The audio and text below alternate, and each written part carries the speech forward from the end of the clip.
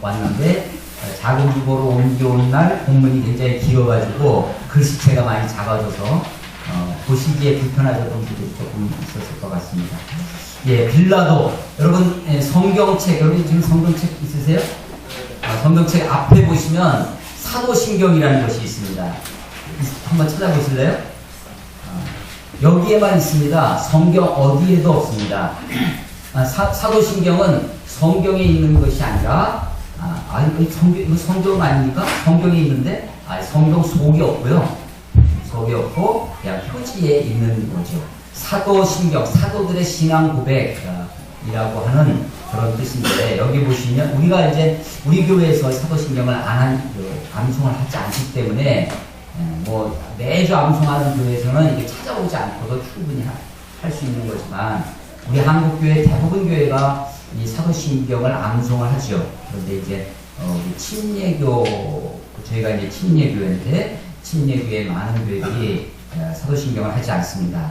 여기 보시면 전능하사 천지를 만드신 하나님 아버지를 내가 믿사오며 그 외아들 우리 주 예수 그리스도를 믿사오니 이는 성령으로 잉태하사 동정녀 마리아에서 나시고 본디오 빌라도에게 고난을 받으사 십자가에 못 박혀 죽으시고 아마 오늘도 이 공예배 보통 일반적으로 이걸 공예배라고 하는데요. 이 공예배에서 공예배 모일 때마다 사도신경들을 다 암송을 합니다. 거의 대부분 교회가 이렇게 예배를 시작할 때 우리 사도신경으로 신앙 고백하심으로 예배를 시작하겠습니다. 이렇게도 많이 합니다. 근데 이제 우리 교회에서는 하지 않기 때문에 왜 우리가 하지 않는지 또 우리 성도님들도 여러분들도 아시고 하셨으면 더 좋겠다라는 생각도 듭니다. 아마도 우리 한국교회뿐만 아니라 전 세계적으로 주일인 오늘날 이 본디오 빌라도의 이름이 수많은 사람, 우리 한국에만 해도 수십만, 수백만, 전 세계는 수천만, 수억의 사람들이 빌라도의 이름을 거명하면서 빌라도에게 고난받으사, 본디오 빌라도에게 고난받으사. 그래서 이 사람이 갖고 온 세대, 근 2000년가량 수많은 기독교인들의 입에서 그 이름이 거명된 그런 사람입니다. 그런데 오늘 우리 본문에 보시면 오늘 읽은 본문에 19장 12절에 보시면요. 이 사람은 빌라도는 로마에 의해서 유대 땅을 통치하도록 파견온 로마의 총독이었습니다. 로마 사람이죠. 유대인이 아니라 로마 사람이었습니다. 로마의 총독이니까 우리 시구라면요. 일제시대 때 일본에서 온 일본인이라는 것입니다. 일본 총독과 같은 사람이 본디오 빌라도였죠. 19장 에 보면 12절에 이러함으로 빌라도가 예수를 놓으려고 힘썼으나 빌라도는 예수님을 놓아주려고 석방하려고 힘을 썼다는 것입니다. 그런데 유대인들이 그 빌라도 앞에서 압력을 행사했죠. 소리 지르면서 십자가에 못 박으라고 저를 없이 하라고 그러면서 그 압박에 못 이겨서 결국 예수님을 내어주고 십자가를 지고 죽게 만듭니다. 적어도 빌라도는요 예수님을 세 번 죄가 없다고 선언합니다. 오늘 설교의 제목이 아무 죄도 찾지 못하였노라 라고 하는데요. 18장 38절 보시면 첫 번째로 18장 38절 제가 밑줄을 거기다 권하는데요. 빌라도가 이르되 진리가 무엇이냐 하더라. 이 말을 하고 다시 유대인들에게 나가서 이르되 나는 그에게서 예수에게서 아무 죄도 찾지 못하였노라. 죄를 찾지 못했습니다. 그러면 죄가 없으면 무죄를 선언한 거죠. 그러면 놓아졌어야 되는데 계속적으로 유대인들이 대제사장들과 서기관들과 바리새인들이 빌라도에게 압력을 행사합니다. 그래서 다시 또 재판을 하고 또 이야기를 하고 신문을 하면서 세 번씩이나 죄가 없다고 하는 것입니다.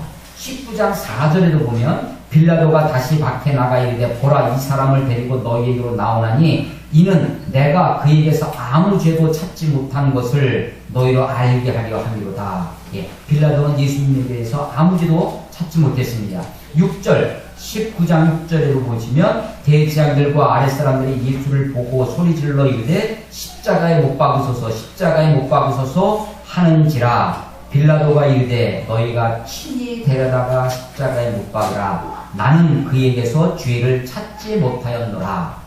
나는 그에게서 예수님에게서 죄를 찾지 못했다고 3번씩이나 이건 물론 빌라도라고 하는 한 사람이 한 것이긴 하지만 마치 우리가 소위 3심 기초 지방법원, 그 다음에 고등법원, 대법원 3번을 재판을 받듯이 빌라도가 예수님에 대해서 3번 신문하고 3번 다 죄가 없다고 그렇게 했었습니다. 그리고 그는 어떻게든지 예수를 석방하고 싶었다는 거죠. 12절에 아까 말씀드린 대로 예수를 놓아주려고 힘을 썼지만 유대인들의 압박에 의해서 그렇게 죽습니다. 예수님을 죽음의 자리로 내어놓게 되어지는 거죠. 자, 지금 빌라도의 죄에 대해서 11절과 19장 11절 보시면 예수님도 이렇게 말씀하십니다. 예수께서 대답하시되 위에서 주지 아니하셨더라면 나를 해할 권한이 없었으리니 그러므로 나를 내게 넘겨준 자, 너 빌라도에게 넘겨준 자, 누가 넘겨줬냐면 유대인들입니다.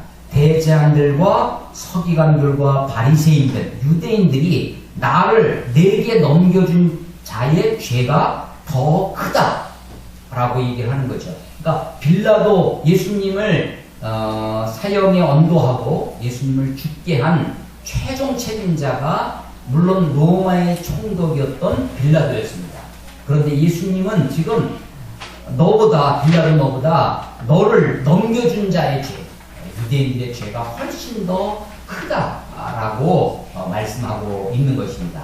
예수님이 마태복음 16장에 가면요, 16장에 보면 예수님이 처음으로 예수님이 제자들에게 내가 유대인들에 의해서 대장들과 서기관들에 의해서 장로들에 의해서 고난을 받고 예루살렘에 가서 죽임을 당한 다음에 다시 사흘 만에 살아나리라 라는 그런 예언의 말씀을 하시게 됩니다.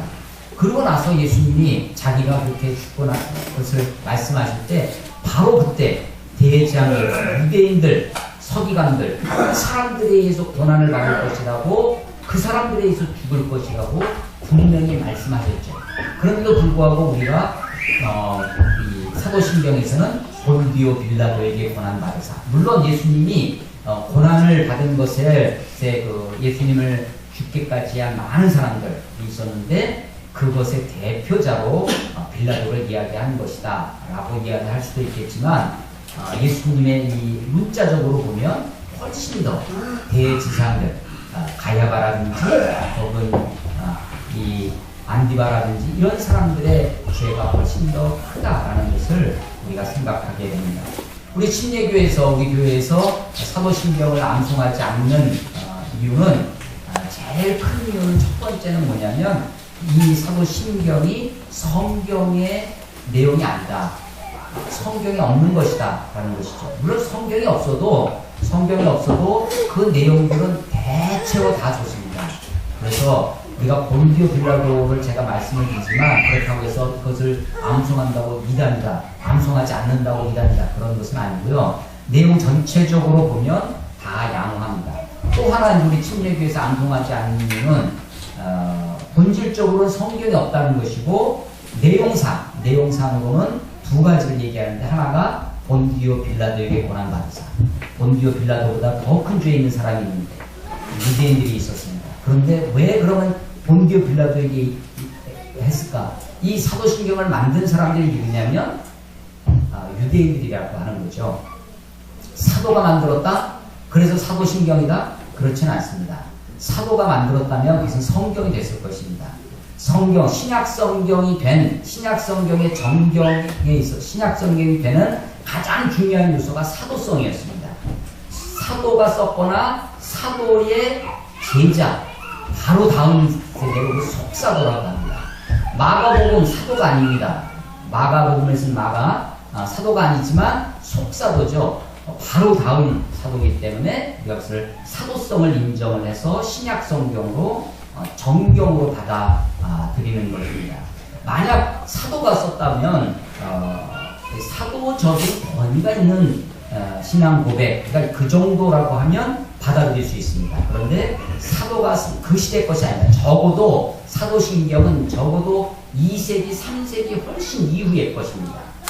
그것이 성경에 없다는 것이고요. 내용상으로 본디오 빌라도라는 말이 그것이 좀 지나치게 강조되고 지나치게 한쪽에 로마 사람에게 책임을 떠넘기는 것이다 라는 것이고, 또 하나 내용 중에 끝에 가면 거룩한 공예와 그랬을 때 공예가, 여러분 우리말 성경이 그냥 거룩한 공예라고 되어 있는데 여기 사도신경 영어본을 보시면 Holy Catholic이라고 되어 있습니다.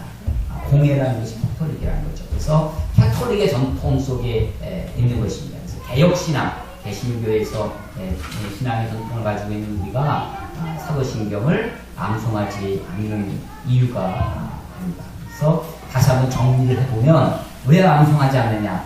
제일 큰 이유가 뭐라고요?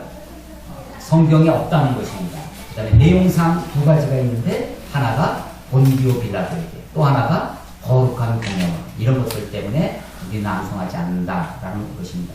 그렇다고 암송하는 교회나 암송하는 사람들을 이단시하는 것은 아닙니다.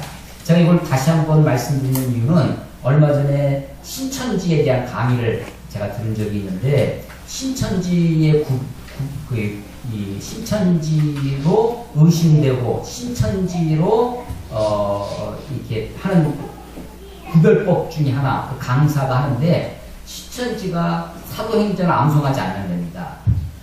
그래서 사도신경을 암송하지 않으면 신천지다 이렇게 얘기를 하더라고요.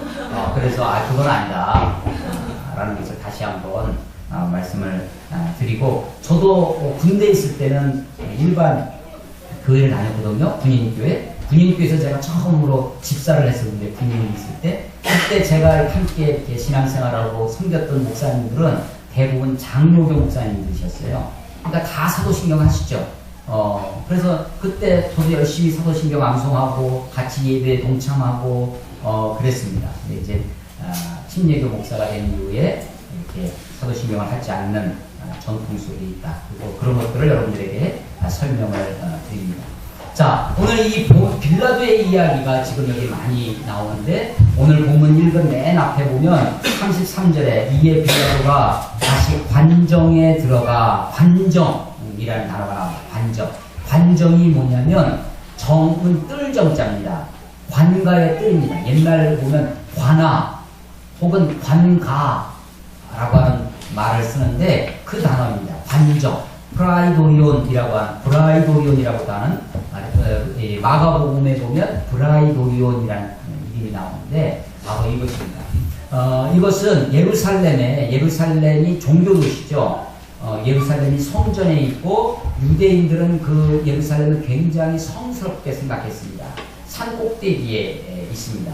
종교적인 수도이지만 로마가 그 유대 땅을 다스릴 때 예루살렘 그 산 꼭대기에 그 주둔지를 둔 것이 아니라 로마가 배를 타고 지중해에서 배를 타고 이스라엘의 해변에 있는 항구 도시를 점령을 하고 항구 도시를 총독이 평상시에 거기서 생활합니다. 그게 가이사라라고 하는 것입니다. 가이사라, 케사르, 시저, 가이사라는 뜻이죠. 그 황제 이름을 따서 가이사라라는 곳에 총독이 평상시에는 주둔하고 있습니다.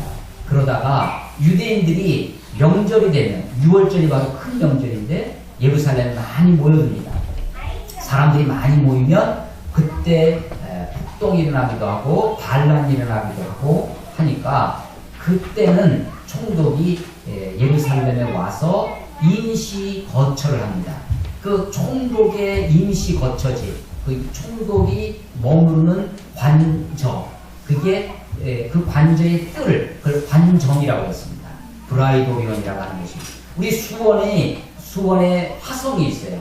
화성이라고 하는 화성, 아름다운 성이라고 하는 화성이 있죠. 그 화성은 조선시대 행궁이라고 합니다. 행궁.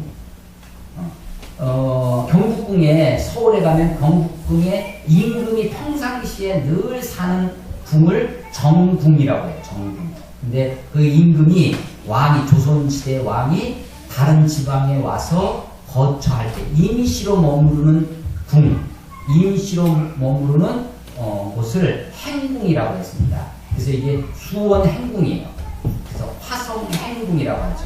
그런 것처럼 총독이 지금 이 빌라도가 총독이 평상시에는 가이사라에 머무르고 있었는데 유대인들이 많이 몰리는 명절 때는 바로 이 예루살렘의 관정이라고 하는 임시 거처제. 지금도 예루살렘에 가면 그 관정의 일부가 남아 있습니다.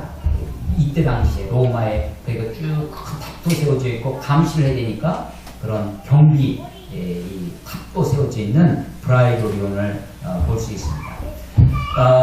이 18장에 보면 우리 지난주에 말씀드린 베드로가 예수님을 3번 부인하는 장면이 있습니다. 그때 마지막 장면이 뭐였냐면 닭 울음소리였습니다. 닭은 언제 우냐? 물론 요즘 닭은 뭐 희한해가지고 막 대낮에도 막 꼬꼬대꼬꼬대 거리던데 새벽에 여명이 뜨면 닭이 울죠. 그 여명이 뜨는 그 새벽에 베드로가 예수님을 3번 부인합니다.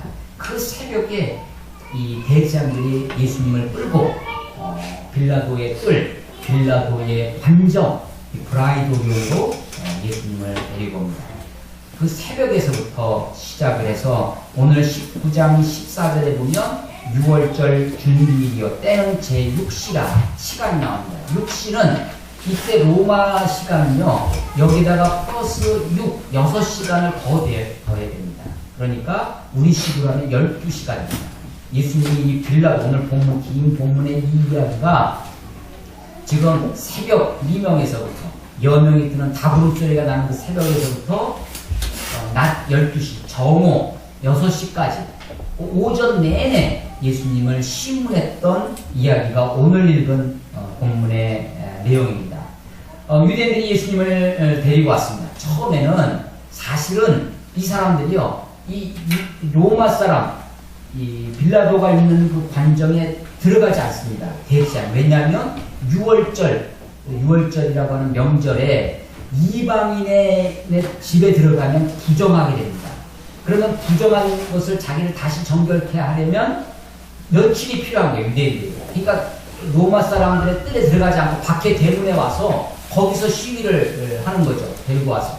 그런데 지금 누가 데리고 왔냐면 그때 당시에 유대인의 최고 지도자 대제사장이 끌고 왔기 때문에 빌라도가 새벽부터 새벽 될바람에 지금 막 자기 그 문 앞에 와가지고 대우하면서 사람을 끌고 와가지고 소란을 피우니까 빌라도 총독이 새벽부터 나와서 지금 예수님을 심문하는 것입니다. 도대체 무슨 죄 때문에 그러느냐? 너희가 너희 법대로 해라. 그랬더니 우리들에게는 사람을 죽일 권한이 없습니다. 유대인들이 대제사장들이 다른 것은 다 할 수 있었습니다. 그런데 사람을 죽이는 사형죄가 되면 사형죄는 그때 당시에 유대인들이 언도할 수가 없었습니다. 로마의 권한이었어요. 그래서 로마 사람인 빌라도에게 데리고 온 것입니다. 빌라도가 예수님을 신문하기 시작합니다. 33절에 보면 첫 번째 신문입니다. 내가 유대인의 왕이야. 우리말로는 내가 유대인 왕이야 이렇게 평범하게 되어 있는데 원래 헬라어에는 강조가 어디가 되어 있냐면 어디가 강조된 것 같아요? 내가 유대인의 왕이냐 이 말 중에 어디를 강조할 것 같습니까? 예. 여기서 강조된 것은 네가 이 뉘앙스가 느껴지세요? 야, 네가 유대인의 왕이냐? 지금 예수님은 어떤 몰골로 왔냐면 지금 이미 대제사장들 가야바와 안나스에게 이미 채찍을 맞고 이미 적체한 모습으로 밤새도록 철야기도 겟세마네 동산에서 기도해서 끌려오셨습니다. 잡혀오셨죠. 이미 밤새도록 철야하다시피 하고 지금 더군다나 안나스에서부터 가야바의 두 대제사장들에게 신문을 받고 새벽에 오신 거예요. 잡혀온 겁니다. 근데 오늘 유대인의 왕이라는 거예요. 그러니까 빌라도의 질문, 첫 번째 질문이 뭐냐면 빌라도의 조롱이 들어있습니다. 빌라도의 조소, 미소는 좋은 거죠. 근데 조소는 아주 웃긴다는 거죠. 그냥 네가 아니 너 같은 놈이 이런 거예요. 네가 유대인의 왕이냐? 이렇게 묻고 있는 것입니다. 자, 그랬더니 34절에 예수님께서 이는 내가 스스로 하는 말이냐 아니면 다른 사람이 나에게 대하여 하는 말이냐 라고 오히려 예수님이 반문하십니다. 지금 네가 나에게 하는 말이냐 아니면 저들 나를 끌고 왔던 저 사람들의 말이냐 라고 하는 겁니다. 그랬더니 35절에 빌라도가 이야기합니다. 주어를 잘 보셔야 돼요. 내가 유대인이냐?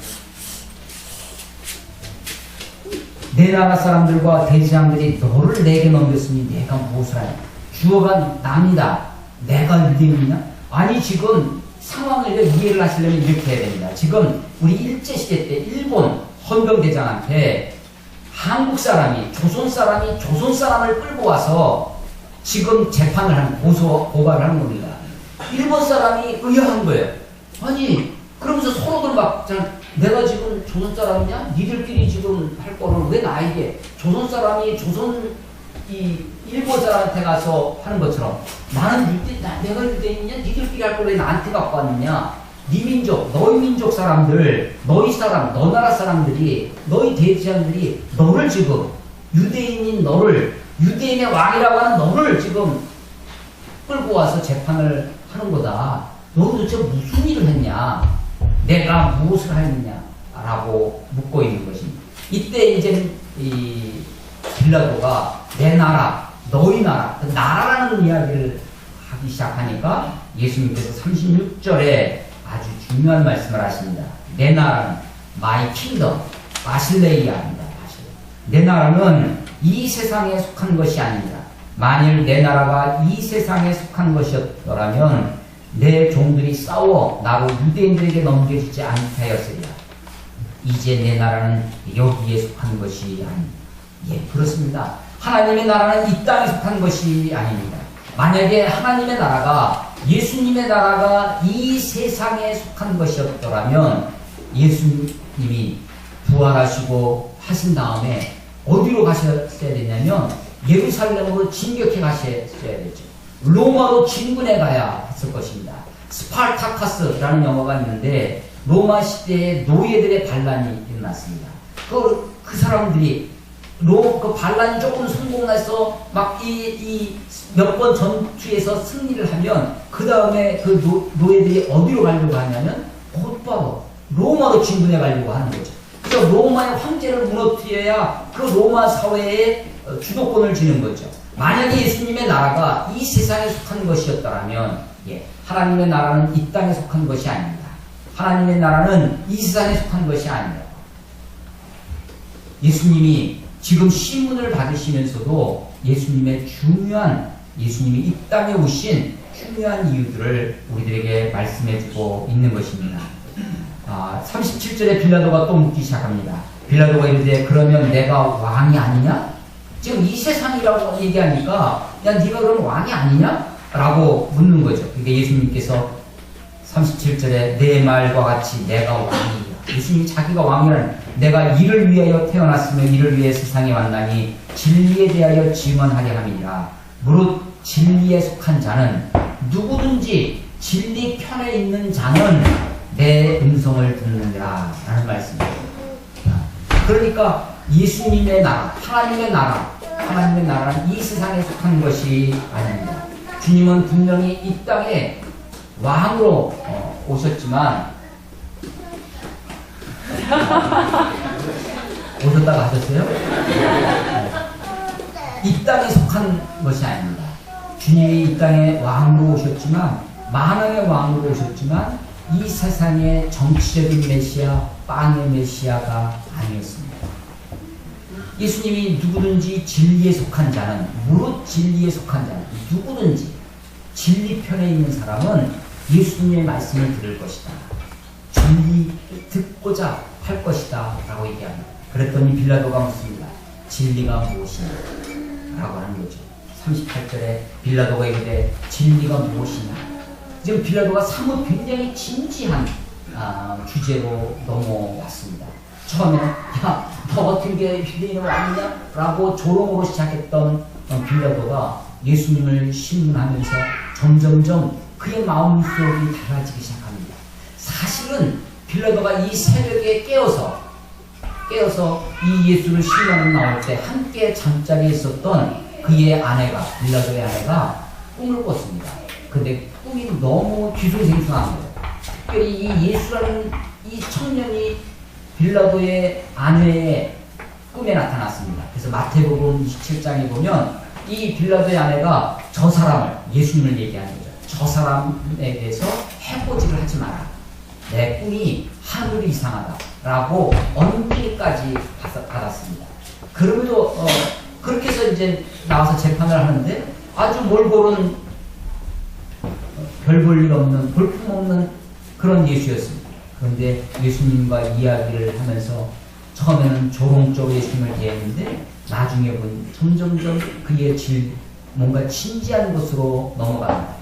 빌라도의 비극은 곳곳에서 나타나는데요. 빌라도가 진리가 무엇이냐라고 하는 정말로 중요한 질문을 던지죠.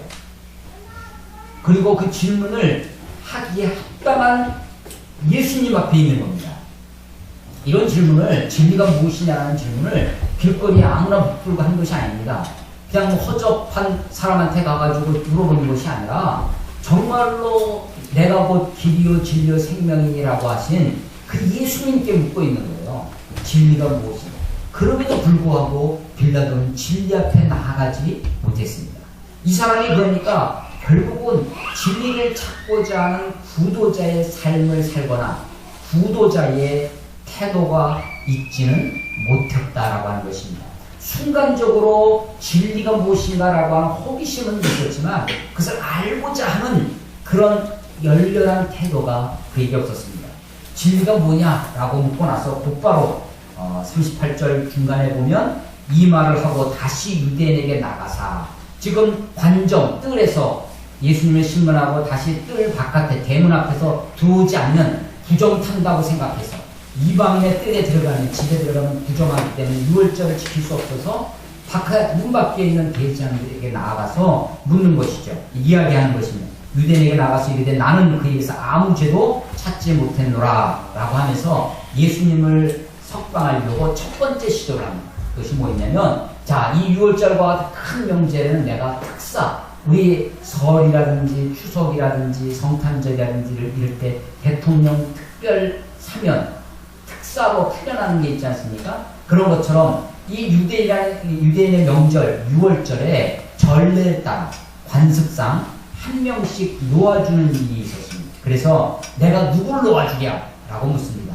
그러면서 여기 바나바가 있고 그리고 예수가 있는 누구를 놓아주랴? 라고 했는데 유대인들이 당연히 이 바나바는 40절 끝에 보면 강도였더라 나오죠. 강도였어요. 근데 누가복음 23장 19절에 보면 바나바는 밀람과 살인으로 감옥에 갇힌다.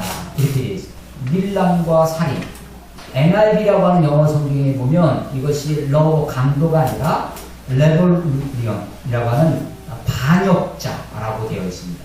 이 바나바, 당연히 바나바를 죽이고 예수를 놓아주게 그렇게 할 줄 알았습니다. 그런데 유대인들이 오히려 바나바를 놓아주라고 그렇게 외칩니다. 빌라도가 첫 번째 시도에서 실패합니다. 그래서 이제 두 번째 시도를 하는 거죠. 다시 관정에 들어가서 이번에는 예수님을 채찍질합니다. 19장 1절입니다. 예수님을 채찍질해요. 그리고 군인들이 머리에 가시나무로 관을, 왜 가시나무로 관을 만드냐면 왕이니까. 지금 예수님을 조롱하는 거예요. 네가 왕이면 왕관을 써야지. 근데 금으로 된 왕관이 없잖아요. 골드 크라운이 없으니까 가시나무로 왕관을 만들어서 머리에 씌웁니다. 가시나무로 관을 썼다. 여러분 한번 생각해 보십시오. 제가 전도사 시절에 있던 목양교회라고 대치동 교회에 있는데 거기는 이제 청소년 중고등부 학생들이 이렇게 문화개방 비슷한 것을 합니다. 그때 이제 연극을 하는데요. 예수님 연기를 하는 겁니다. 이렇게 가시관을 쓰는 거예요. 가시관을 어떤 집사님이 소품 만들었어요. 근데 그 소품을 누가 만들었냐면 예수님을 역할을 했던 그 아이의 남학생의 어머니가 소품을 만들었어요. 어떻게 만들었냐면요. 코일 있잖아요. 코일. 호일, 음식, 주방에서 쓰는 그걸로 이렇게 쭈글쭈글하게 만들어서 관을 만들고 거기다 이쑤시개로 콕 이렇게 박아서 가시처럼 보이게 하고 썼습니다. 그런데 이제 예수님을 채찍질 한다고 연기를 하면서 그냥 쓰고 처음 들어갔을 때는 괜찮았는데 연기를 한다고 채찍을 하고 신문지 뭉태기로 뭐 몽둥이로 예수님을 때리는 장면이 있었어요. 학생들이 그 예수 역할을 하는 그 학생에게 신문지 뭉태기로 몽둥이 역할을 하는 거죠. 때렸는데 머리를 때렸습니다. 이쑤시개가 관을 뚫고 머리를 박힌 거예요. 그 진짜 용기에서 막 피가 막 흐르는 거죠. 여러분 지금 상황이 이해되시죠? 예수님이요 머리에 가시관을 쓰셨다는 것이 그렇게 낭만적인 것이 아닙니다. 머리에 가시관을 씁니다. 그리고 자색 옷을 입혔다라고 하는데 이거 자색은 임금, 우리가 황제, 중국에서는 제가 알기로 황금색 옷을 요즘이야 아마 입을 거예요. 옛날 시대에는 그런 것을 입지 못했죠. 우리나라도 마찬가지입니다. 우리나라도 임금이 입는 옷은 그 색깔은 평민들은 입을 수 없었던 거죠. 그래서 왕을 상징하는 색이 자색이었어요. 그래서 이 자색 옷을 이어서 입힙니다. 그리고 그 앞에 무릎을 꿇고 폼을 잡습니다. 유대인의 왕이여 평안할지어다. 만세하듯이 그렇게 예수님을 조롱하고 있는 것입니다. 그러면서 3절에 손으로 때리다. 예수님을 채찍질합니다. 머리에 가시관을 씌우고 자색 옷을 입히고 그 앞에 유대인의 왕이여라고 하면서 예수님을 조롱하고 손으로 막 때려요. 왜 그렇게 했느냐면 이제 예수님을 석방을 하려고 하니까 첫 번째 바라바 대신에 예수님을 놓아주려고 했는데 그게 실패를 했습니다. 이제는 이제 죽이진 않고 그냥 적당히 채찍질을 하고 그래서 저들의 요구를 이 정도 곤욕을 치렀으면 되지 않겠냐 하고 예수님을 그렇게 채찍질하고 모욕을 주고 조롱하고 끌고 나옵니다. 그리고 사람들한테 제자들한테 나와서 보라 이 사람이라 라는 고 예수님을 보여줍니다. 5절에 그래 있죠. 이에 예수께서 가시관을 쓰고 자색 옷을 입고 나오시니 빌라도가 그들에게 유대인들에게 대제사장들에게 보여주면서 보라 이 사람이로다. 보라 이 사람이로다. 라고 하는 거죠. 이게 두 번째 시도입니다. 그런데도 불구하고 대제사장들이 6절에 보니까 아랫사람들을 시켜서 사람들을 선동합니다. 그러면서 이제 구체적으로 외치기 시작합니다. 십자가에 못 박으소서. 십자가에 못 박으소서. 라고 외치는 거예요. 여러분 이 십자가 처형법은 유대인에게서는 없었습니다. 유대인들은 주로 살인, 처형이 주로 돌로 쳐 죽이는 것입니다. 돌무대기로 돌로 맞아서. 그런데 이 십자가 처형법은 로마의 처형법입니다. 로마의 반역한다든지 로마의 정치범들을 처형하는 법이죠. 십자가에 못 박으소서. 십자가에 못 박으소서. 신명기에 보면 나무에 달린 자마다 저주를 받은 자니 라는 말이 있습니다. 그래서 나무에 달려 죽는 그것은 저주의 상징이라고 생각을 했습니다. 십자가에 못 박으소서. 십자가에 못 박으소서. 빌라도가 두 번째 예수님을 그냥 채찍질만 해서 그냥 때려서 석방하려고 했는데 사람들이 더 소요가 일어나는 것입니다. 그랬더니 빌라도가 이제 너희들 법대로 해라. 너희들이 가서 십자가에 못 박아라. 라고 이야기를 합니다. 그때 이제 유대인들이 우리에게는 사람을 죽일 권한이 없습니다. 당신이 해야 됩니다. 라고 하면서 저가 예수님, 자기 스스로 하나님의 아들입니다. 라고 자기 스스로 하나님의 아들이다. 라고 했다고 하는 것이죠. 그게 7절입니다. 유대인들이 대답하되 우리에게 법이 있으니 그 법대로 하면 유대인들이 가지고 있는 법은 종교법입니다. 그러니까 예수님이 신성모독이라는 거예요. 스스로 당연히 죽을 것은 그가 자기를 하나님의 아들이라 함입니다. 라고 하는 종교법으로 지금 예수님을 고발하고 있는 것입니다. 지금 빌라도가 하나님의 아들이라는 말을 듣고 나서 아까 예비신문할 때도 진리가 무엇이냐라고 물을 때 내 나라는 여기에 속한 것이 아니라 라는 이야기를 들었었는데 하나님의 아들이라는 말을 듣고 8절에 빌라도가 아주 두려워하게 됩니다. 심히 두려워와서 다시 예수님께 와서 너는 도대체 어디서 왔느냐? 어디로부터 왔느냐라고 예수님께 묻습니다. 예수님이 아무 대답도 하지 않죠. 침묵하시는 예수님이십니다. 그랬더니 예수님이 야 내가 지금 너를 죽일 권한도 있는 거야. 예수님이 말씀하십니다. 위에서 주지 아니하더라면 너에게 그런 공안이 없느니라 라고 하시면서 그러나 내가 나를 너에게 넘기는 사람의 죄가 훨씬 크다 라고 얘기합니다. 빌라도가 예수님을 놓으려고 열심히 애를 쓰지만 되어지지 않았습니다. 유대인들이 다시 이 빌라도를 충동하기 시작합니다. 12절에 보면 이 사람을 놓으면 예수님을 놓아주면 가이사의 충신이 아닙니다. 무릇 자기를 왕이라 하는 자는 가이사를 반역하는 것입니다. 이 말에 빌라도가 포기하기 시작합니다. 그리고 15절에 보면 우리는 이 사람을 십자가에 못 박으소서 하면서 가이사 외에는 우리에게 왕이 없나이다. 아니 지금 이게 누구의 입에서 나오는 말입니까? 대제사장의 입에서 나오는 것입니다. 아니 가이사 지금 사실은 반민족적 언행을 일삼는 것이죠. 이 목적을 위해서 아니 하나님을 최고의 왕으로 섬겨야 할 대제사장이 가이사 외에는 왕이 없다고 이야기합니다. 그리고 가이사 외에 다른 사람을 왕으로 섬기면 가이사에게 반역하는 거라고 이야기를 하고 있는 것이죠. 빌라도는 더 이상 그런 압력을 이기지 못하고 예수님을 내어주고 십자가에 못 박게 합니다. 그러면서 마태복음에 보면 이 장면이 마지막 장면이 이렇습니다. 빌라도가 물을 떠다가 손을 씻습니다. 손을 씻으면 나는 아무 죄가 없다.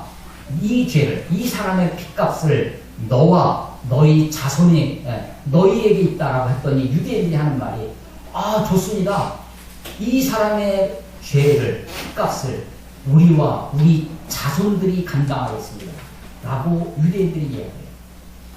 많은 사람들은 이 말을 기억합니다. 그래서 유대인들이 했던 이 말, 이 예수의 핏값을 자기와 자기 자손들이 받겠다고 하는 그 말이 유대 역사에 이스라엘 역사 가운데 그대로 실현되었노라고 이야기합니다. 그래서 유대인들이 이 예수님을 죽인 지 얼마 안 있어서 약 한 40년 후에 AD 70년에 예루살렘이 멸망을 합니다. 유대인들이 나라를 잃고 전 세계에 흩어져서 나라 없는 민족으로 2000년을 살게 됩니다. 이 2차 세계대전 당시에는 히틀러라고 하는 사람에 의해서 유대인들이 600만 명이나 학살을 당하게 됩니다. 홀로코스트의 그런 죽음의 이슬로 사라지게 되는 비극을 맞이하게 되는 것입니다. 그래서 실제로 역사를 통하여 이 말이 예수의 핏값을 나와 우리 자손이 받겠다라는 말이 그대로 이루어졌노라고 사람들이 이야기합니다. 빌라도가 예수님을 3번이나 무죄를 선언했었습니다. 어떻게든지 예수님을 놓아주려고 합니다. 그러나 정치적인 압박감에 못 이겨서 예수님을 그냥 자기가 권한이 있음에도 불구하고 예수를 십자가에 내버려 두고 방관하고 나는 아무 죄가 없다고 물에 손을 씻었지만 역사는 2000년 동안 그의 이름을 수많은 기독교인들의 입에 오르내리는 본디오 빌라도에게 고난받으사라고 하는 그런 아주 치욕적인 불명예의 이름을 안게 되는 것입니다. 빌라도를 생각하면 비겁하다는 그런 단어가 생각납니다. 빌라도가 자기가 권한이 있음에도 불구하고 자기 위치에 있음에도 불구하고 불의와 타협해서 자기는 분명히 죄가 없음을 무죄함을 3번씩이나 판단하고 선언했음에도 불구하고 예수님을 죽음의 자리까지 그냥 내버려 두는 것이죠. 아마도 빌라도는 이게 내가 원해서 한 것이 아니라 유대인들 때문에 그렇다라고 유대인들 대제사장들에게 그렇게 이야기하는지 모르지만 결국 그의 이름이 수천 년 동안 그렇게 불려지게 되는 것입니다. 빌라도를 생각하면서 빌라도만 비겁한 것이 아니라 어쩌면 내가 빌라도보다 더 비겁한 사람은 아니었나라고 생각하게 됩니다. 최근에 우리는 권은희라는 사람을 우리 알고 있습니다. 혹은 윤석열, 여러분 한번 찾아보세요. 자기 현실에, 자기 앞에 닥한 어떤 불이, 자기 앞에 벌어진 어떤 부조리한 일을, 우리가 물론 세상의 모든 불이, 세상의 모든 부조리를 내가 다 간섭하고, 다 이야기하고, 다 할 수는 없을 것입니다. 그러나 적어도 내가 겪는, 내 앞에 다가오는 일들, 나와 관계된 일들에 대해서 내가 불의에 타협하지 않고, 내가 정의를 외치며 사는 것, 또 정의를 이루며 살려고 하는 것이, 그것이 우리에게 필요하다라고 하는 것입니다. 제가 주로 대학생들하고 이렇게 많이 지냈는데요. 수년 전에, 몇 년 전에 어떤 학생들이, 그냥 학생들이에요. 그 재학생들, 아직도 학교를 다니고 있는 대학생들, 더군다나 우리 모임에 열심히 있는 어떤 형제와 자매들이 그만 넘지 못할 선을 넘어서 임신을 하고 아이를 낳게 된 일이 있었습니다. 그래서 그것 때문에 많이 고민하고 기도하고 문제를 어떻게 해결할 것인가 이렇게 고민을 했었죠. 그러면서 이제 하나님 앞에 우리가 순결하게 살아야 될 것을 이렇게 생각을 하고 그걸 많이 가르치고, 또 기회 있을 때마다 커플들 저한테 이제 뭐 교제한다고 혹은 뭐 이렇게 해서 오는 커플들한테 마저도 그런 것을 많이 이야기하고 또 이렇게 강조하고 있었습니다. 아주 중요한 가르침이죠. 그런데 가만히 생각해 보면 그렇습니다. 여러분, 순결이 중요하지만 그것은 개인적 차원의 일입니다. 그리고 그 순결을 강조를 하면서 자기 몸의 소중함, 자기 자신의 소중함이 강조됩니다. 그런데 하나님은요, 하나님이 더 우리들에게 강조하시는 것이 무엇이냐면, 그것보다 하나님의 거룩하심은 나 자신뿐만 아니라 이 세상이 거룩해지기를 원하시는 것입니다. 그래서 하나님의 성품 중에 거룩함은 당연히 무엇과 연결되냐면 의로움과 연결이 됩니다. 그래서 하나님의 거룩하심이 우리로 하여금 정의로운 삶에 그렇게 요청을 하신다는 것이죠. 빌라도가 그런 권한이 있음에도 불구하고, 그런 자리에 있음에도 불구하고 비겁하게 타협을 해서 예수님을 십자가에 죽게 내버려둡니다. 물론 이것은 어떻게 보면 하나님의 큰 뜻 안에, 계획 속에 있었을런지도 모릅니다. 그럼에도 불구하고 그는 아주 불행한, 아주 비극적인 역사의 주인공이 되어서 수많은 사람들에게 자기 이름이 불려지면서 본디오 빌라도에게 고난을 받았어요. 불명예를 안게 되는 것이죠. 나이가 들면서 이 신앙생활을 하고 하면서 내가 용기 있게 산다고 하는 것이 얼마나 어려운 일인지를 생각하게 됩니다. 내가 믿고 있는 예수, 내가 붙들고 있는, 내가 알고 있는 이 말씀대로 산다고 하는 것이 얼마나 어려운 일인지를 절감합니다. 용기가 필요합니다. 내가 믿고 있는 대로, 내가 확신하고 있는 대로 비겁하게 타협하지 않고, 비겁하게 뒤로 물러서지 않고, 못 본 척 눈을 감지 않고, 아니 세상 모든 것을 내가 다 간섭할 수는 없다 할지라도 비록 내 눈앞에 벌어지는 일들 앞에는 내가 정직하게 용기를 내서 정의롭게 살아가야 되겠다는 것을 다시 한번 이 말씀을 보면서 그걸 기대해야 됩니다. 예수님을 3번씩이나 죄가 없다고 무죄를 선언했던, 어떻게든지 예수님을 석방하고 싶어 했지만 용기 있게 자기가 믿고 있는 바, 알고 있는 바를 실천하지 못해서 비극을 맞이한 이 빌라도의 비극, 더 이상 우리의 삶 가운데 재현되지 않을 수 있었으면 좋겠습니다. 여러분이 캠퍼스에서, 학교에서 어쩌면 베드로처럼 예수님을 모른다고 부인하는 자리가 여러분들에게 있을 수도 있습니다. 직장생활하면서, 사회생활하면서 이런 불의와 타협해야 할 순간순간 정말 용기 있게 주님을 의지하시고 주님 앞에 인생을 살아가시는 그런 귀한 인생, 귀한 청춘, 귀한 젊음이 되시기를 주의 이름으로 축원합니다. 기도하겠습니다.